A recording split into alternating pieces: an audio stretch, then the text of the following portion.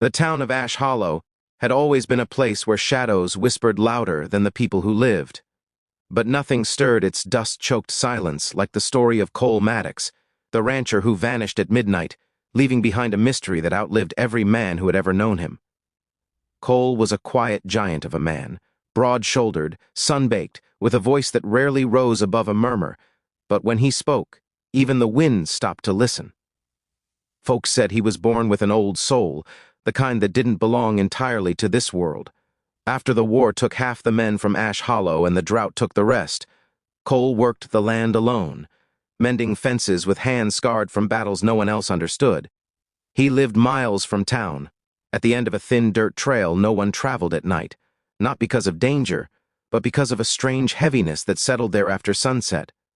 Some said it was the land grieving, some said it was waiting, and Cole never seemed afraid of anything except what he carried inside. On the night he disappeared, the moon hung over his ranch like a silver blade, and a cold wind slipped between the pines as if warning the land to brace itself. Earlier that day, Cole had ridden into town, bought a new pair of boots, paid off months of debt, and left his horse tied outside the saloon without a word. He walked to the sheriff's office, signed his name in the ledger, something men usually did only when leaving town for good, and then vanished back into the dusk. At 11:50 p.m., his nearest neighbor, Old Man Riggs, woke to the sound of heavy boots thumping across the dirt outside his cabin. Slow, deliberate, measured. Riggs lit his lantern and stepped to the window, expecting to see Cole on his way home. But there was no one, only footprints appearing fresh in the dust as if someone had passed seconds earlier. 10 minutes later, the same boots echoed across the Maddox ranch, then stopped at the barn door. The lantern inside flickered to life. No one saw Cole again. What people did see was his horse, saddled and ready, standing alone in the corral the next morning with its reins dragging like it had walked for miles without a rider. The boots Cole bought the day before were gone. His house was undisturbed, and in his barn only one thing seemed out of place, a faint trail of dust footprints that stopped abruptly, as if the wearer had simply stepped out of existence. From that night forward, the townsfolk swore that every midnight the sound of bootsteps echoed across the plains, slow, steady, and circling Cole's ranch like a soul searching for what the world refused to return. Some said he was haunting the land, others said he never truly left, and a few whispered that Cole Maddox had made a bargain with something unseen. But the truth, buried beneath dirt and silence, was far stranger than any of them knew.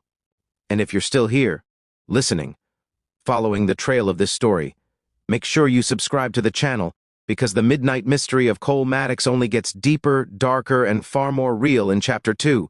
They say the dead keep quiet, but the boots outside Ash Hollow never did. For weeks after Cole's disappearance, the town grew restless as the midnight steps became part of their lives, always starting the same way, one slow tap on the dirt road, then another, forming a rhythm too heavy to belong to any living man. People locked their doors tighter. Lamps burned longer. Children were told not to speak his name after dark. But fear has a strange way of digging into the heart, and soon the mystery became impossible for the townsfolk to ignore. It was young Lacey Turner, the blacksmith's daughter, who first noticed something no one else had. The boots didn't just walk. They followed patterns.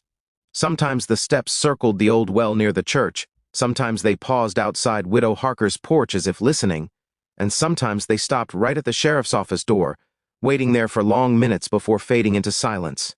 Sheriff Boone, a man twice as stubborn as he was brave, refused to believe in ghosts.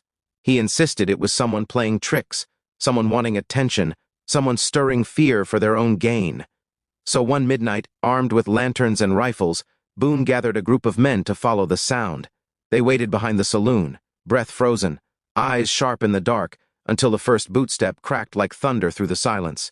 Then another, coming from the road leading out of town. The men raised their lanterns and followed the sound.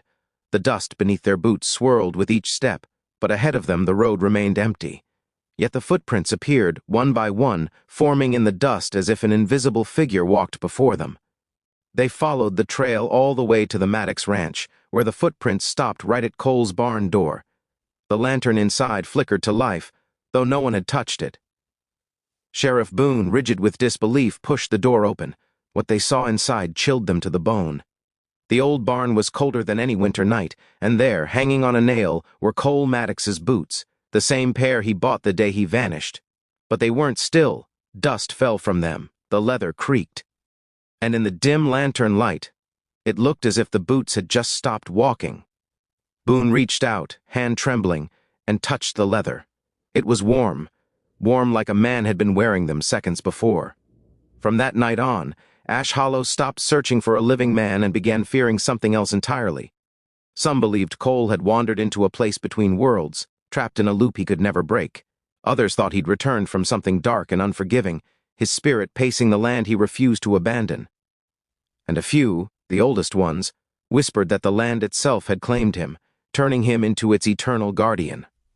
Now, whenever travelers pass Ash Hollow and stop at the old saloon, the locals tell them the same warning. If you hear boots at midnight, don't look outside, don't answer, don't call out, because the rancher who vanished didn't go quietly, and he ain't done walking. If you want more haunting stories like this, mysteries that grip your chest and keep you awake long after the lights go out, make sure you subscribe to the channel, because what's coming next will make even the bravest heart hesitate before opening a door after dark.